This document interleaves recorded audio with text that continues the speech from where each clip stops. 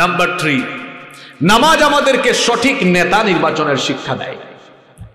নামাজ আমাদেরকে সঠিক নেতা নির্বাচনের শিক্ষা দেয়। কিরকম? আমরা তো জামাতে নামাজ আদায় করি, জামাতে নামাজ আদায়ের জন্য একজন কি লাগে? জুড়ে বলেন। এই পাশ থেকে তো আওয়াজ আসে না। একজন কি লাগে? ইমাম লাগে। এখন আপনাদের মসজিদে আপনারা জামাতের সঙ্গে নামাজ আদায় করবেন, সেখানে যদি তেলাওয়াত অশুদ্ধ, কুরআন তেলাওয়াত ভুল পড়ে, নামাজের মাসআলা মাসাইল জানে না, অথবা ইনি কোনো একাডেমিক ব্যাকগ্রাউন্ডের আলেম নন, এইরকম লোককে কি আপনারা নামাজে ইমামতিতে দাঁড় করাবেন? কেন? কারণ তিনি ইমামতির যোগ্য নন।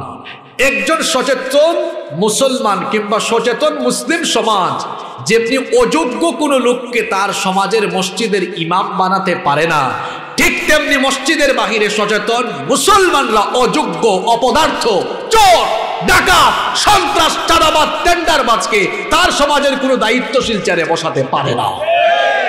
এই শিক্ষাটা কি আমাদের মুসলমান সমাজে আছে? নাই। নাই বলেই তো এই দশা আমাদের, এই পরিণতি আমাদের।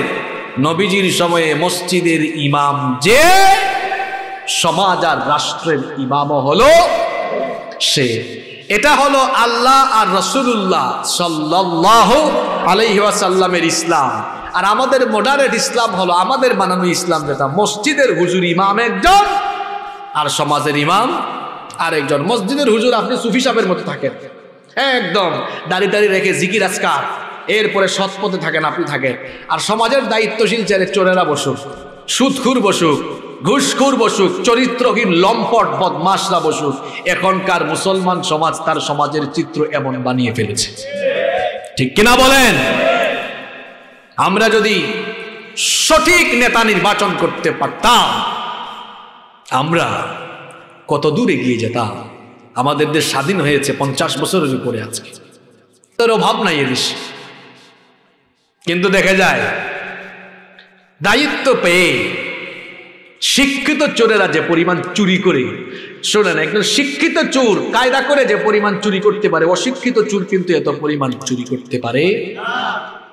জুতা যে চুরি করে মসজিদের ভেতরে, এটা তো শিক্ষিত চোর না, এটা অশিক্ষিত চোর। কিন্তু শিক্ষিত চোরেরা কলমের খুঁচায় যে পরিমাণ দুর্নীতি করে, যে পরিমাণ লুটপাট করে, হাজার হাজার অশিক্ষিত চোর মিলে এত পরিমাণ চুরি চামারি করতে পারবে। এই যে কিছুদিন আগে বিশ্বকাপ হয়েছিল কোন দেশে? কথা কন না কেন আপনারা? কাতার। দেশটা কি আমাদের দেশের চেয়ে খুব বড়? আরে আমাদের ঢাকা শহরের চেয়েও ছোট একটা দেশ। কিন্তু বিশ্বকাপে যে পরিমাণ খরচ তারা করেছে, এটা দিয়ে বাংলাদেশকে কয়েক বছর চালানো যাবে। দেখুন, 1 শতাব্দী আগে, 100 বছর আগে এই কাতার বলেন, দুবাই বলেন, আমিরাত বলেন, বাহরাইন বলেন, সৌদি আরব বলেন, আরাবিয়ান গালফের যে দেশগুলো, এরা অর্থনৈতিকভাবে এখন অনেক শক্তিশালী। কিন্তু আজ থেকে 100 বছর আগে এরা যাযাবর ছিল, বেদুইন ছিল, মরুভূমিতে উট চালিয়ে জীবনযাপন করত। এই কয়েক যুগের ব্যবধানে এরা অর্থনৈতিকভাবে এত শক্তিশালী। আজকের দুবাই কি হালতে আছে আপনারা জানেন। এবং ধারণা করা হচ্ছে মিডল ইস্টের এই কান্ট্রিগুলোই হয়তো আগামীতে পৃথিবীকে লিড দিতে পারে। এরা এত উন্নতির দিকে এগিয়ে যাচ্ছে। তো যারা 1 শতাব্দী আগেও এত দরিদ্র ছিল, এত কম সময়ে তারা এত এগিয়ে গেল কিভাবে? আপনারা তো বেশি চালাক। আপনারা বলবেন, হুজুর তাদের দেশে তো তেল আছে, তাদের দেশে স্বর্ণ আছে, অনেক প্রাকৃতিক সম্পদ আছে। তো আমার দেশে কি সম্পদ আপনার চোখে পড়ে না? আমার দেশেও তো সম্পদ আছে। আমার বাড়ি সিলেটে, আপনারা জানেন তো, আমাদের সিলেটে পাথরের খনি আছে, কয়লার খনি আছে, গ্যাসের খনি আছে। আর আমাদের বাংলাদেশের মাটি তো সোনার মাটি। এদেশের মাটি তো মরুভূমি নয়, যে ফসলের চাষ করা হয় সে ফসল হয়ে যায়, আলহামদুলিল্লাহ। তো আমার দেশেও তো সম্পদের অভাব নাই। এত পরিমাণ সম্পদ থেকেও কেন আমরা পৃথিবীতে মাথা উঁচু করে, আমরা কেন এখনো উন্নত বিশ্বে মাথা উঁচু করে দাঁড়াতে পারলাম না? কেন আমরা উন্নত হতে পারলাম না তাদের মতো? আপনি বলতেছেন যে তাদের যে তেল আছে, স্বর্ণ আছে। আরে এত সম্পদ থাকার পরেও চোরেরা বেগম পাড়া যেভাবে বাড়ি বানায়, আর যেভাবে দেশের টাকা বিদেশে লুটপাট করে তেলের খনি আর স্বর্ণের খনি থাকলে এরা বেগম পাড়ায় বাড়ির পরিমাণ আরো বাড়ায় দিত, লুটপাটের পরিমাণ আরো বাড়িয়ে দিত, ঠিক কিনা বলেন? তাহলে কিভাবে উন্নত হয়ে গেল তারা? এরা উন্নত হলো কিভাবে? উন্নত হয়েছে তারা একটি রাষ্ট্র পরিচালনার জন্য সেন্সিটিভ যে বিষয়গুলো আছে সেই বিষয়গুলোতে তারা শরিয়া আইন মেনে চলে। ওদের দেশে কিন্তু 100 ভাগ কোরআনের আইন, নাই। কিন্তু সেনসিটিভ ইস্যু যেগুলোর কারণে একটা সমাজ একটা রাষ্ট্র আগায় না, যেমন অতিরিক্ত চুরি, জিনা, এইসব থাকলে রাষ্ট্র এগিয়ে যেতে, সেখানে চুরির বিচার কি দিয়ে হয়? কোরআন দিয়ে হয়। সেখানে জিনার বিচার ইসলামের বিধান দেওয়া হয়। এজন্য জিনা সেখানে আছে নাই। কিছু আইন থাকায় যদি এত শান্তি থাকে, 100 ভাগ আইন থাকলে শান্তি কম থাকবে না বেশি থাকবে? কথা বলেন না কেন আপনারা? আমার দেশে সম্পদের অভাব নাই, এত সম্পদ আছে। এই সম্পদগুলোর সুষ্ঠু ব্যবহার, এই সম্পদগুলোর সঠিক ব্যবহার, সুষম বন্টন আর ইনসাফ যদি থাকে, আমার দেশও মাথা উঁচু করে দাঁড়িয়ে বিশ্বকে নেতৃত্ব দিবে।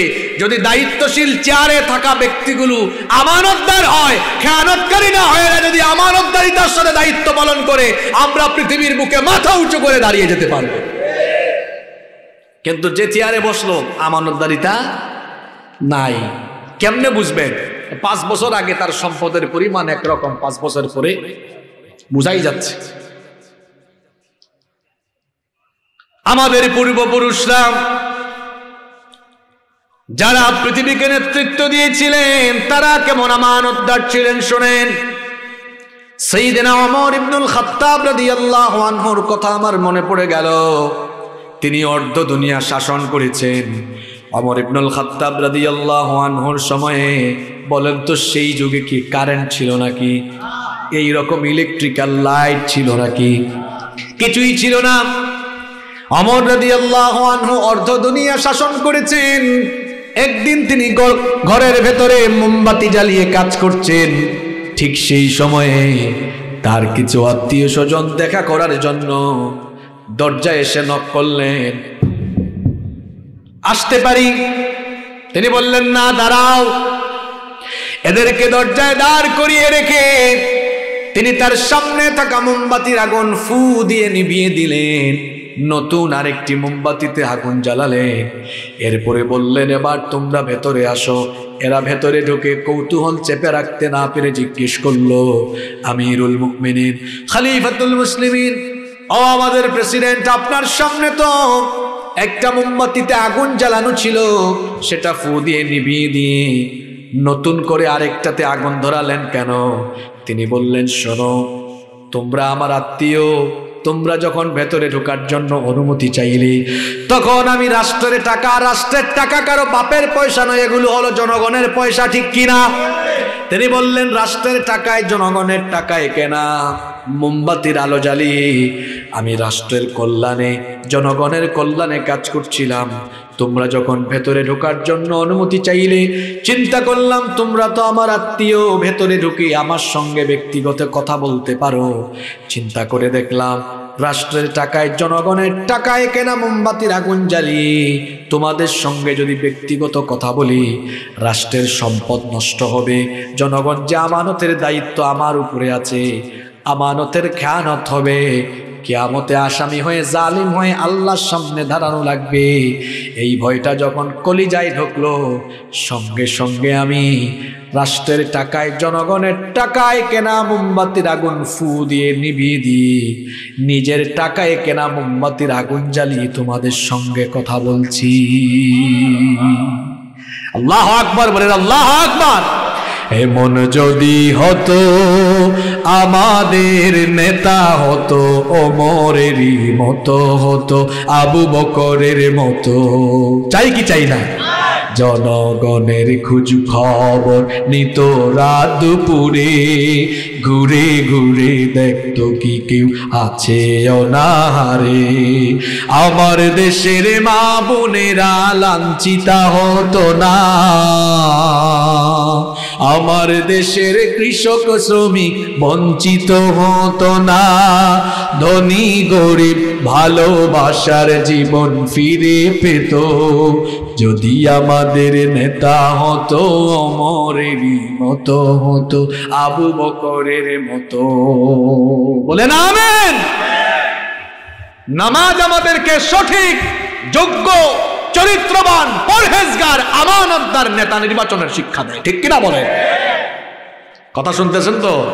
কথা কি মাথার উপরে দিয়া যায় নাকি ব্রেইনের ভিতরে যায়? নাম্বার 4, কষ্ট হচ্ছে নাকি? শেষ করে দিব। নাম্বার 4, 4 নাম্বার, নামাজ আমাদেরকে ভুল নেতৃত্ব সংশোধন করে দেওয়ার শিক্ষা দেয়। আচ্ছা, নামাজি ইমাম সাহেব ইমামতিতে দাঁড়ালেন, দাঁড়িয়ে তিনি নামাজে ভুল কেরাত পড়ছেন, তখন কি পেছনে মুসল্লি যে ব্যক্তি জানে এটা চুপ থাকবে নাকি সংশোধন করে দিবে? জোরে বলেন। আচ্ছা শোনেন, কাবা শরীফের ইমাম সাহেব তিনি যদি আপনাদের এলাকায় আসেন আর মসজিদে তিনি ইমামতিতে দাঁড়ান আর মনে করেন তিনি আল্লাহু আকবার বলে নামাজ শুরু করেছেন, আর রহমানু আল্লামাল কুরআন খালাকাল ইনসানা আল্লামাহুল বায়ান। আমরা সবাই জানি নামাজের শুরুতে সূরা রহমান নয়, সূরাতুল ফাতিহা। এখন কাবা শরীফের ইমামও যদি সূরা রহমান শুরু করেন, যে কোনোদিন মাদ্রাসায়ও যায় নাই সেও চুপ থাকবে না, কাবা শরীফের ইমাম হইলেও পেছন থেকে বলবে আলহামদুলিল্লাহি রাব্বিল আলামিন, সংশোধন করে দিবে, ঠিক না? কি শিখলেন এই চিত্র থেকে? কি শিখলেন আপনি? সচেতন মুসল্লির সামনে যেমন একজন যোগ্য ইমাম ভুল করলে সচেতন মুসল্লি চুপ থাকে না, সংশোধন করে দেয়, ঠিক তেমনি মুসলমান এমন সচেতন সমাজে বাস করবে যে সমাজের সচেতন মুসলমানরা তাদের দায়িত্বশীল কোনো ভুল করলে কিংবা যে কোনো ইসলাম বিরোধী, কোরআন সুন্নাহ বিরোধী, মুসলমানদের স্বার্থ বিরোধী কোনো কথা কিংবা কাজ করলে মুসলমান চুপ থাকবে না, প্রতিবাদে জ্বলে উঠবে। এই শিক্ষা নামাজের ভেতরে নাই। হ্যাঁ, আছে না নাই? কয়টা বললাম? নাম্বার 5 নাম্বার, নামাজ আমাদেরকে ভুল নেতৃত্ব সরিয়ে দেওয়ার শিক্ষাও দেয়। বারবার সংশোধনী দিচ্ছেন, 2-3 বার সংশোধনী দেওয়ার পরে লোকটা শোনে না, ইমামতির জায়গায় রাখবেন না, টান দিয়ে নামাই দিবেন। এখান থেকে শিক্ষা হলো আপনিও সংশোধনে দিবেন, প্রথমে বুঝাবেন, বুঝাইয়া যদি মুসলমান সমাজে দেখা যায় মুসলমানদের স্বার্থ বিরোধী কোনো কাজ কোনো ব্যক্তি করে, তারেও ঘাট দিরা নামাই দিবেন। এই শিক্ষা নামাজে আছে না নাই? কয়টা বললাম? 5টা। নাম্বার 6 নাম্বার, নামাজ আমাদেরকে নিয়ন্ত্রিত জীবনযাপনের শিক্ষা দেয়। নিয়ন্ত্রিত জীবনযাপন অর্থাৎ নিজেকে কন্ট্রোল করা, নিজেকে গুনার দিকে ধাবিত না করা। কিভাবে? এখন যুবকদের ওয়াজ চলে এসেছে, তরুণ ছাত্রদের ওয়াজ চলে এসেছে। আমরা যখন নামাজে দাঁড়াই তখন কি এমনি দাঁড়াই আল্লাহু আকবার এভাবে? কোন দিকে? সাজদার দিকে আমরা তাকিয়ে থাকি। আমরা আমাদের চোখকে তখন সাজদার দিকে নিবদ্ধ করে রাখি। এরপরে নামাজে আমরা কি করি? আমাদের হাতকে কি পিছনে নিয়ে বাঁধি? তাহলে দেখা গেল আমাদের নামাজে হাত, চোখ বাঁধা, আমাদের চোখ, হাত বাঁধা, সব যে নিয়মে আছে সেই নিয়মেই আমরা নামাজটা আদায় করি। এই শিক্ষাগুলো নামাজের বাহিরে নিয়ে আসেন না। নামাজে যেমন চোখের হেফাজত থাকে, চোখ এদিকে ওদিকে যায় না, ঠিক তেমনি মসজিদের বাহিরে, নামাজের বাহিরে যুবক, তরুণ, তোমার চক্ষুকে পরনারীর দিকে নিয়ে চোখের জেনা করা যাবে। কারণ আল্লাহ বলেছেন কুল্লিল মুমিনিনা ইয়াগুদ্দু মিন আবসারিহিম, ও নবী মুমিন পুরুষদেরকে বলেন তারা যেন তাদের চক্ষুকে পরনারী থেকে নিম্নগামী করে রাখে। চোখের নিয়ামত যিনি দিয়েছেন তিনি কি? আহারে আমাদের চোখ যাদের আছে, চোখ দিয়ে জিনা করার, গুনাহ করার সুযোগ আছে। কিন্তু দেখেন যাদের চোখ নাই তারা একদিক থেকে ভালো। কিছুদিন আগে এক অন্ধ লোকের সাথে আমার দেখা হয়েছে, শুনতেছেন আপনারা? এক অন্ধ লোক যিনি জন্মের পর থেকে চোখে দেখেন না। আমি তাকে বললাম, আচ্ছা ভাইজান, আপনি যে জন্মের পর থেকে চোখে দেখেন না, আপনার কি খারাপ লাগে না? কয় না, আমার খারাপ লাগে না। জিজ্ঞেস করলাম, ভাই কি বলেন খারাপ লাগে না আপনার?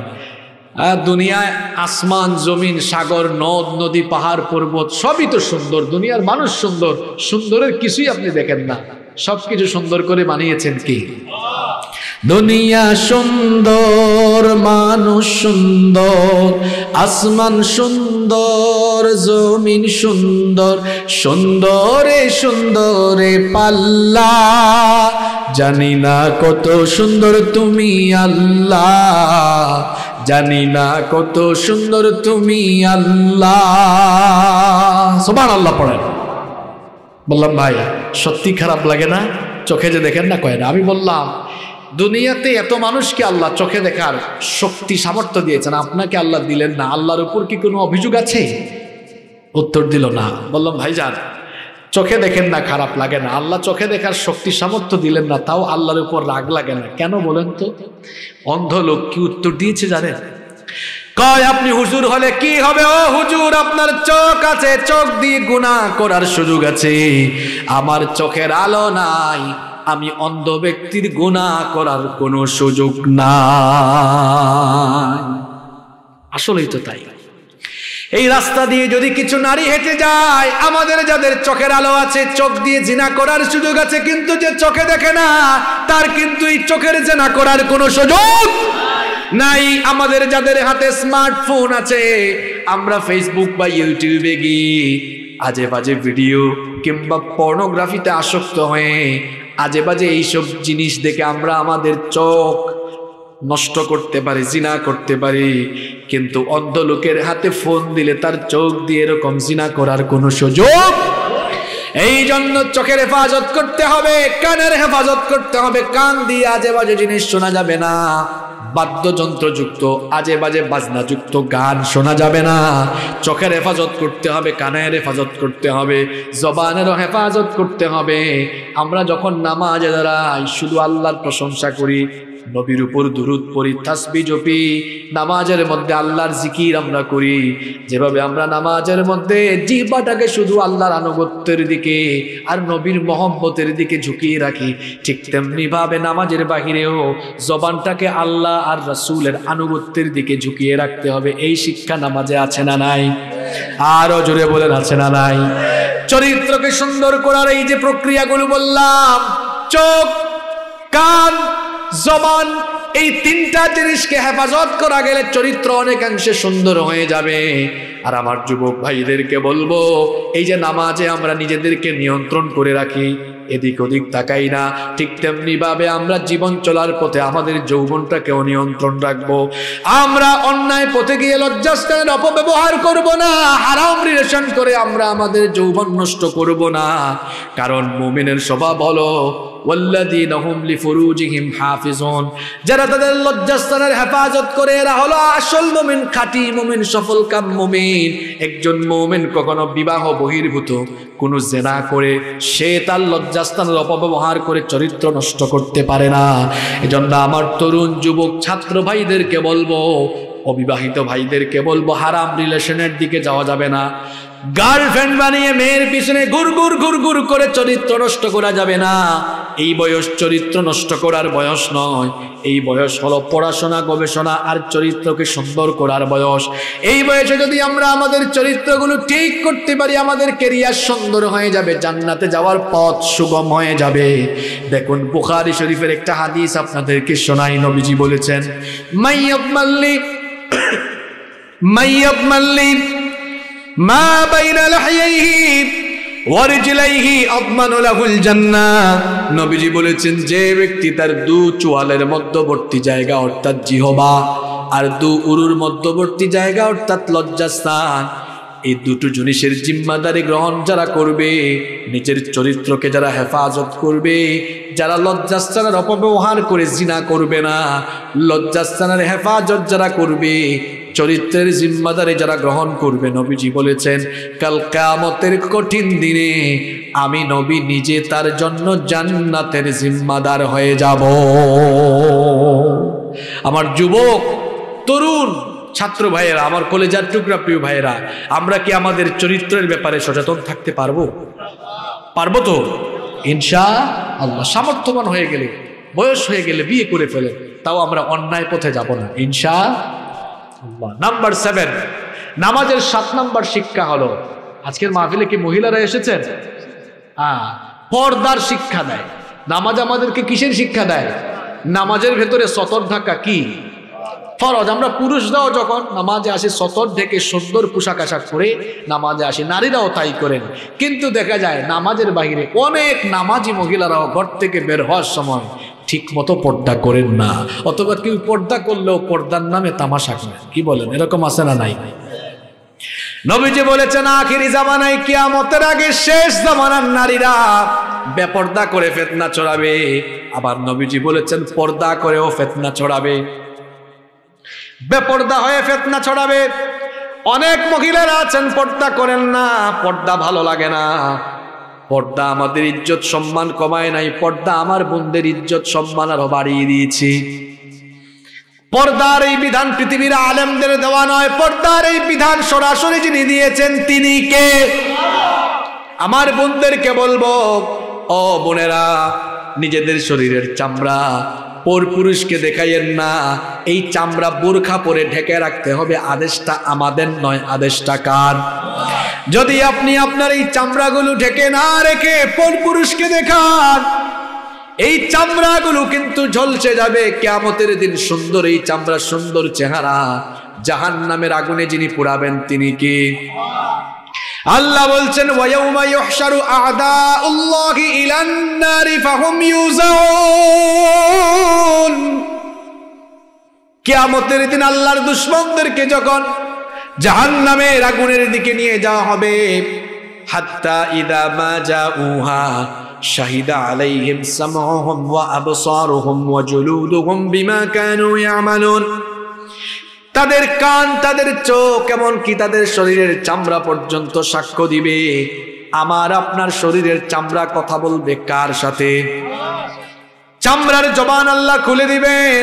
যে সকল নারীরা এই চামড়া পরপুরুষকে দেখাচ্ছেন, এই চামড়ার মধ্যে আটা ময়দা লাগায়া, কিছু মহিলা তো এত আটা ময়দা লাগায়, আটা ময়দা লাগাইলে লাগে একরকম, ছুটাই ফেললে লাগে আরেক রকম। কি বলেন আছে না নাই? এত আটা ময়দা, আরো কত কসমেটিক্স, এত কিছু যে চামড়ায় লাগাতেন, যে চামড়ার এত যত্ন নিতেন। শীতের দিনে দামি দামি ব্র্যান্ডের লোশন ইউজ করতেন, দামি দামি কসমেটিক্স ইউজ করতেন। এই চামড়ার জবান কিয়ামতের দিন খুলে দিবেন কি? এই চামড়া, ও বোনেরা শোনেন, চামড়া বলবে আল্লাহ তোমার বান্দিকে তুমি সুন্দর চেহারা দিয়েছো, সুন্দর চামড়া দিয়েছো, তাকে বলেছিলে, আদেশ করেছিলে চামড়া ঢাকার জন্য, কিন্তু চামড়া ঢাকে নাই, বেপর্দা হয়ে চলাফেরা করেছি। আপনার বিরুদ্ধে চামড়া সাক্ষ্য দিবে কার কাছে? জাহান্নামীদের চামড়া যখন জাহান্নামীদের বিরুদ্ধে সাক্ষ্য দিবে, তখন জাহান্নামীরা তাদের শরীরের চামড়াকে জিজ্ঞেস করবে, হে শরীরের চামড়া, তুমি এত নাফরমান হলে কেমনে? আল্লাহ কোরআনে বলেছেন, জাহান্নামীগুলো তখন বলবে, ওয়াকালু লিজুলুদিহিম লিমা শাহিদতুম আলাইনা। হে চামড়া, তুমি কেন আমার বিরুদ্ধে কথা বলো? তোমার এত যত্ন নিতাম। চামড়া তখন বলবে, ক্বালু আনতাকানাল্লাহুল্লাযী আনতাকা কুল্লা শাই। বাক শক্তিদাতা যিনি আমার জবান খুলে দিয়েছেন তিনি। চামড়াও তখন কথা বলবে। এজন্য আমার বোনদেরকে, মাদেরকে বলতে চাই, ঘর থেকে যখন বের হবেন পর্দা করে বের হবেন। পর্দার বিধানটা কার? আবার পর্দা করে তামাশা করবেন না, কারণ নবীজি বলেছেন শেষ জামানায় এমন কিছু নারীর পয়দা হবে, নিসাউহুম কাসিয়াতুন আরিয়াত, কাপড় পরলেও মনে হবে তারা যেন উলঙ্গ উলঙ্গ আছে, অর্থাৎ এমন আটোসাটো আর এমন ফেতনা সম্পন্ন কাপড় পরবে, অর্থাৎ বুরখা পরছে পর্দার জন্য, কিন্তু বুরখাগুলো হবে আটোসাটো, যেগুলো সেন্সিটিভ জায়গা পর্যন্ত বোঝা যাবে। এইরকম আটোসাটো লাল নীল বিভিন্ন কালারের অ্যাট্রাকটিভ বুরখা, এগুলো পরা যাবে না। আমার বোনদেরকে বলবো, ঢিলে ঢালা বুরখা পরবেন, পাতলা নয়, বরং একটু ভারী। আবার এত ভারী না যেন গরমে মরে যান, এত পাতলাও নয় যাতে শরীর দেখা যায়। একটু সুন্দর শালীন বুরখা হবে, যেটা দিয়ে শরীর দেখা যাবে না, আটোসাটো হবে না, ঢিলে ঢালা হবে। ঢিলে ঢালা হবে, আকর্ষণীয় কালারের হবে না, একদম কালো কালারের বুরখা পরে। আবার বুরখা পইরাও কিছু নারী ফেতনা ছড়ায়। বুরখা পইরা দেখা যায় মুখ খোলা রেখে দিয়েছে। মানুষের দেহের আকর্ষণের মূল জায়গা হলো চেহারা। এজন্য মানুষ যখন বিয়ে করতে যায় তখন হাত পাও দেখে না, চেহারা আগে দেখে। আরো জোরে বলেন, কারণ চেহারা দেখেই তো মায়া সৃষ্টি হয়, ভালো লাগা সৃষ্টি হয়। আল্লাহ বলেছেন মাথার উপর থেকে এমন একটা চাদর ব্যবহার করো যা তোমার মুখ, তোমার বক্ষ দেশ পর্যন্ত আবৃত করে রাখে।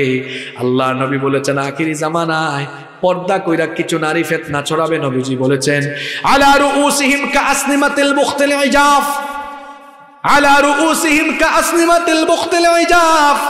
বখতি উটের কুজের মতো ভাঁজ দিয়ে দিয়ে স্টাইল করে তারা মাথার মধ্যে হিজাব করবে। বলেন তো এই ধরনের আধুনিক যুগের ফেতনাবাজ অনেক নারী আছে না নাই? লিপস্টিক লাগিয়ে আশকারা মাস্কারা কত কিছু মুখে লাগায়া এরপরে স্টাইল করে ওই যে নবীজি বলেছেন বখতি উটের কুজের মতো ভাঁজ দিয়া হিজাব পরে। আমার বোনদেরকে বলবো এরকম করবেন না, কারণ নবীজি বলেছেন ইলানুহুন্না, এইরকম মহিলাদেরকে তোমরা মুসলমানরা লানত দাও, ফা ইন্নাহুন্না মালউনাত, কারণ তারা হলো অভিশপ্ত। এই সকল নারীদেরকে অভিশপ্ত বলেছেন প্রিয় নবী মুহাম্মদুর রাসূলুল্লাহ সাল্লাল্লাহু আলাইহি ওয়াসাল্লাম। এজন্য আমার মাদেরকে বোনদেরকে বলবো খবরদার, পর্দার নামে ফিতনা করে অভিশপ্ত হওয়া যাবে না, আবার বেপর্দা হয়ে জাহান্নামীও হওয়া যাবে না। আমরা পর্দা মেনটেন করব। আমরা যারা এখানে পুরুষ মানুষ আছি আমরাও আমাদের মহিলাদেরকে পর্দা কিতা আওয়াজ করেন না কেন? আপনারা পর্দা করাবেন না? কিছু মানুষ আছে বিয়ে শাদী কইরা নিজের বউকে শাড়িটারি পরাইয়া বুরখা টুরখা ছাড়া বের হয়, এরা রুচিহীন পুরুষ, ব্যক্তিত্বহীন পুরুষ। এই যে বিয়ের ফাংশনে মানে ক্লাবে গেল বউ নিয়ে, এরকম শাড়িটারি পরাইয়া ক্লাবে নিয়ে গেছে কোনো ফাংশনে, আর ওই বিয়ের প্রোগ্রামে আসা অনেক পুরুষরা তাকায় বলতেছে ইস উফ, এমনকি বলতেছে ভাইয়া এটাকে কয় চিনস না তোর ভাবি, কয় উফ হেভি লাগতেছে। বউ কার আর কুতাকুতি করে কে দেখছে? নিজের বউয়ের সৌন্দর্য মানুষকে দেখায়া এরকম কমেন্ট শোনার পরেও যে পুরুষের লজ্জা লাগে না, একটা বেহায়া বেশরম ব্যক্তিত্বহীন পুরুষ। এটা রুচিশীল পুরুষ নয়, এটা রুচিহীন পুরুষ। আপনি টাকা পয়সা দিয়া মোহরানা দিয়া আপনার বউ আপনি বিয়ে করলেন, আপনার বউকে আপনি দেখবেন, আপনার বউয়ের সৌন্দর্য আপনি উপভোগ করবেন। আপনার বউ কি জনগণের সম্পদ নাকি যে জনগণ তার সৌন্দর্য উপভোগ করবে? যারা নিজের বউকে জনগণ দেখার জন্য এরকম বেপরদা বানায় ছেড়ে দিয়েছে, এই সকল বেহায়া বেশরম পুরুষরা নিজের বউকে জনগণের সম্পদে পরিণত করেছে। আল্লাহ তাআলা ওই সকল লোকদেরকে হেদায়াত দান করেন। কষ্ট হচ্ছে আপনাদের? আর দুইটা পয়েন্ট বলবো, তো 8টা বলছে। নাম্বার 9 নাম্বার, নামাজ আমাদেরকে কুরআনিক লাইফ, কুরআনিক সমাজ প্রতিষ্ঠার শিক্ষা দেয়। কোরআনময় সমাজ প্রতিষ্ঠার শিক্ষা নামাজে আছে না নাই? কেমনে আছে? নামাজে কোরআন ছাড়া অন্য কোনো বই থেকে তিলাওয়াত করা যাবে? কেউ যদি বলে না আমি তো একদম হাফিজে, আমি একদম হাফিজুল হাদিস, আমি হাদিসের হাফেজ হয়ে গেছি, হাজার হাজার লক্ষ লক্ষ হাফেজ মুখস্থ, তা আমার মতো হাফেজে হাদিস কুরআন তেলাওয়াত কইরা নামাজ পড়াবো কেন? আমি আজকে হাদিস দিয়েই নামাজ ছিল। আল্লাহু আকবার। عن ابي هريره رضي الله عنه قال قال رسول الله صلى الله عليه وسلم। কেউ মানবে এটা? কথা বলেন মানবে? নামাজে একটা কিতাব থেকে তেলাওয়াত করা বাধ্যতামূলক। কিতাবের নাম নামাজে যেমন কোরআন তেলাওয়াত বাধ্যতামূলক, মুসলমানতার সমাজকে এই কোরআন দিয়ে বাধ্যতামূলক কোরআনের আইন চালু করে সমাজ রাষ্ট্র পরিচালনা করবে, এই শিক্ষা নামাজ থেকেই নিতে হবে। এজন্য এই কোরআনকে শুধু মসজিদ মাদ্রাসা খানকায় আর দরবারে রাখলে হবে না, কোরআনকে সমাজ এবং রাষ্ট্র পরিচালনার জায়গায়ও নিয়ে যাওয়ার দরকার আছে না নাই? আপনারা চান কি চান না? কোরআন দিয়ে চুরির বিচার হলে চুরি বাড়বে না কমবে? কোরআন দিয়ে জিনা বেবিচার ধর্ষণের বিচার হলে জিনা বেবিচার থাকবে না কমবে? ওরা কারা? যারা কোরআনের আন্দোলনের বিরোধিতা করে, কোরআনের রাষ্ট্র গঠনে বিরোধিতা করে, এরা হলো এমন শেষরা চোর। এরা ভালো করেই জানে কোরআনের আইনে যদি সব চলে তা আমাদের মতো শেষরা চোরদের চুরির বিচার শুরু হইলে আমরা তো নিজেরাই শেষ হয়ে যাব। এই জন্য এই শেষরা চোরগুলো জীবনেও চায় না কোরআনের বিধান, কোরআনের রাজ কায়েম হোক। কিন্তু আমরা যারা খাঁটি মুসলমান, আমরা কোরআনের রাজ কায়েম হোক চাই কি চাই না? কারা কারা চান না হাত তুলেন। আপনারা ভাবতেছেন কোথার থেকে উল্টা হুজুর একটা আসছে। হ্যাঁ, আমরা কোরআনের রাজ কায়েম হোক চাই তো, কোরআনের রাষ্ট্র কায়েম হোক আমরা চাই তো। সব কিছু দেখা শেষ, বাকি আছে আল কোরআনের। আল কোরআনের বাংলাদেশ কারা কারা দেখতে চাই? দুহাত তুলে একটু দেখাই। মাশাআল্লাহ, লিল্লাহি তাকবীর। হাতগুলো নামান, আল্লাহ কবুল করেন। নাম্বার 10, 10 এবং সর্বশেষ, নামাজের 10 এবং সর্বশেষ শিক্ষা হলো নামাজ আমাদেরকে জীবন সংশোধনেরও শিক্ষা দেয়। কিভাবে? আপনার নামাজে ভুল হয়ে গেছে, ওই ভুল করার পরেও নামাজটাকে আবার কবুলযোগ্য করার একটা সুন্দর পদ্ধতিও আল্লাহ দিয়েছেন। সেটার নাম কি? সাহু সেজদা আছে। এই শিক্ষাটা নামাজের বাহিরে আনেন। আমরা তো বনি আদম, আদমের সন্তান, কুল্লু ইবনে আদম খাত্তাউন, প্রতি বনি আদমের ভুল আছে, আমরা ভুল করে ফেলতেই পারি, কিন্তু খায়রুল খাত্তাইন আত-তাওয়াবুন। নামাজে যেমন সাহু সাজদা দিলে নামাজটা কমপ্লিট হয়ে যায়, ঠিক তেমনি জীবনে ভুল করার পরে তওবা করে আল্লাহর কাছে মাফ চেয়ে নিলে আল্লাহ আমাদেরকে মাফ করে দেন। সুবহানাল্লাহ। জীবন সংশোধন হয়ে যাবে তওবা করলে। আর নবীজি ডেইলি তওবা করতেন কতবার? বুখারীর হাদিসে এসেছে 70 বার, আর মুসলিম শরীফের হাদিসে এসেছে 100 বার। বুখারীর হাদিস সাল্লাল্লাহু আল্লাহর কসম, ইন্নী লা আস্তাগফিরুল্লাহ ওয়া আতুবু ইলাইহি ফিল ইয়াউমি আকথারা মিন 70 মাররা। আল্লাহর কসম, আমি রেগুলার নবী হয়েও আল্লাহর কাছে 70 বারের বেশি তওবা ইস্তেগফার করি। সুবহানাল্লাহ কি বাড়িতে গিয়ে বলবেন? হ্যাঁ। আর মুসলিম শরীফের হাদিসে নবীজি বলেছেন, আইয়ুহান নাস,